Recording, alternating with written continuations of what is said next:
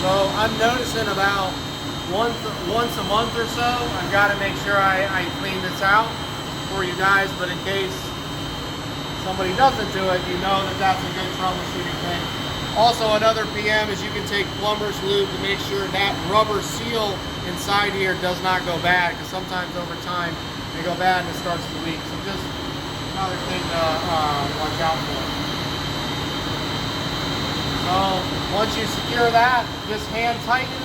Make sure you close your sample valve and then slowly open up your supply and return. And then you can see now we got really good flow coming in, and it's saying, hey, I need to add product, so it's turning the pump on a little bit. The run setup button takes you back to the home, to your home screen. Also, let's talk about the probes. This is your conductivity probe that reads your cycles of the tower. This probe is your ORP, or pretty much your biocide chlorine probe.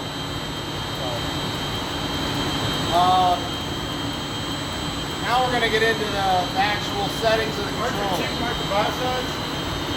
Yes, let's talk about biocides. How does it designate one from the other? Let's talk about the biocides, and then we'll tell you how it designates from each one. So this first, well, this was your inhibitor, right? And then you've got, I'm going to keep it simple, a burn and a poison. So we poison with 45% glutaraldehyde, and we poison it once a week, and we do it as fast as we can. Within an hour, we pump it in, and then we lock it in there for 4 hours. We'll let it get a good poison of all the systems, or all the surfaces. The glutaraldehyde is the best penetrator, really good penetrator of biofilm that grows in cooling towers and out in chiller tubes and all of that. The other one is, so we have poison and we burn. We burn 3 times a week, and we burn for 4 hours. We do a slow burn and we get a spike. We get a millivolt spike. So that ORP spike goes for 150. We want to see 150 plus. Where we're at. Right now, we're at, as you see, we're at 100 right now. We want to see it spike up to 225 to get a good residual in the towers, to get a good burn, right? Because we poisoned it, right? Now we want to burn it off and get rid of it, get rid of the bacteria, because dead bacteria is food for other bacteria. So it's a burn and poison program. That's pretty standard for the VAs.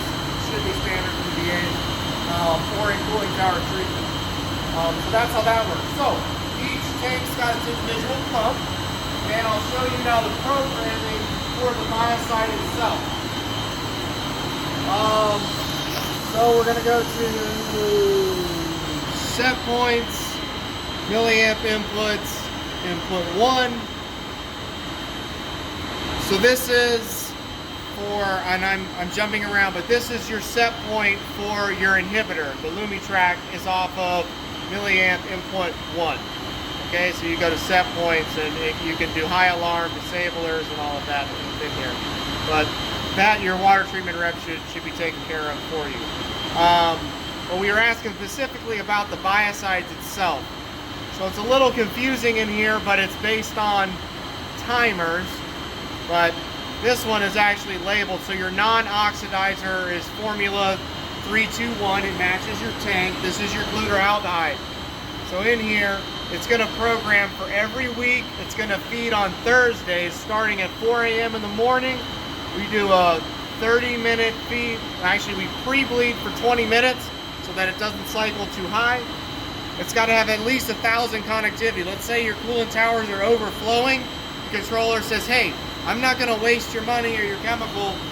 We're not going to feed until the cooling towers stop overflowing, because what's the point of feeding chemical into an overflowing cooling tower, right?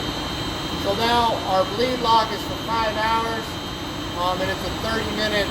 I said an hour earlier, but your pump is big enough to do it within your 30 minutes. So that's how that programming is. So let's go back to timer number 1 every week. Monday, Wednesday, Friday, again, starts at 4 a.m. and you do a 20-minute pre-bleed. Again, if the connectivity is not above 1,000, the cooling tower is overflowing, it's not going to feed. And you're going to do a bleed lockout for that pre-bleed lockout. What that lockout is, we're keeping the burn chemical in there for 6 hours. It's not going to bleed. So another thing you should remember, on Monday, Wednesday, Friday, and also on Thursday, you come in and the connectivity seems a little high and it's not blowing down for some reason, ask yourself, is today a biocide feed?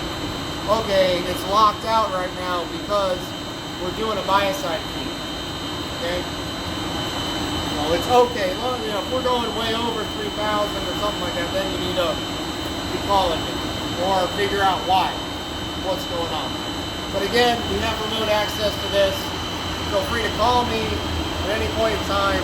I will put my business card back up here. It disappeared. Other questions on the controls of this. This is where you should take your sample point. For calibration, similar to the boilers, we're going to go run setup, calibration, sensors, system conductivity. You can calibrate what, type in 0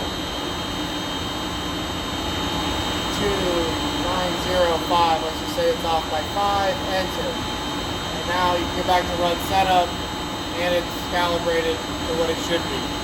So again, you guys have access to do that if it goes off calibration. Again, if it's pretty close, that's all we want. It doesn't have to be perfect. We're not on the set point for the connectivity. So our connectivity set point here is very high because we run off of soft water.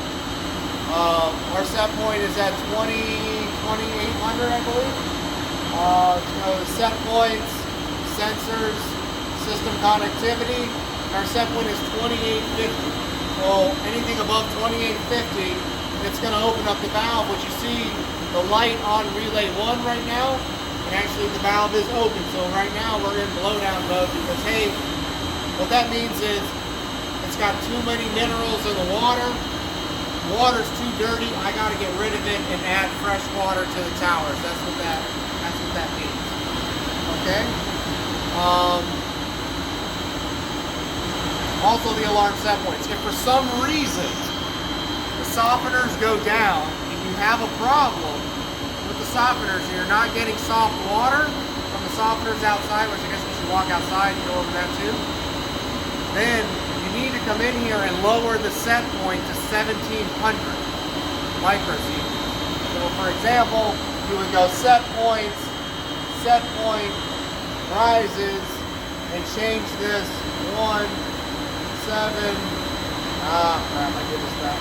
But it would be 1,700 to get my point. I'm just gonna hit back. Set point 01700.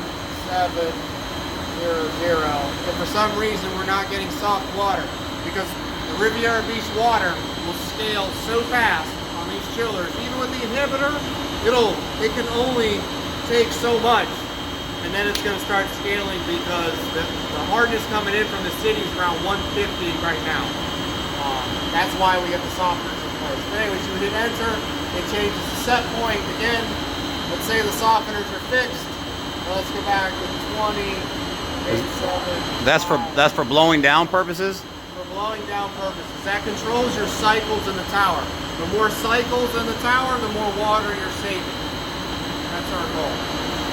Can you go over the connectivity screen again? What was the second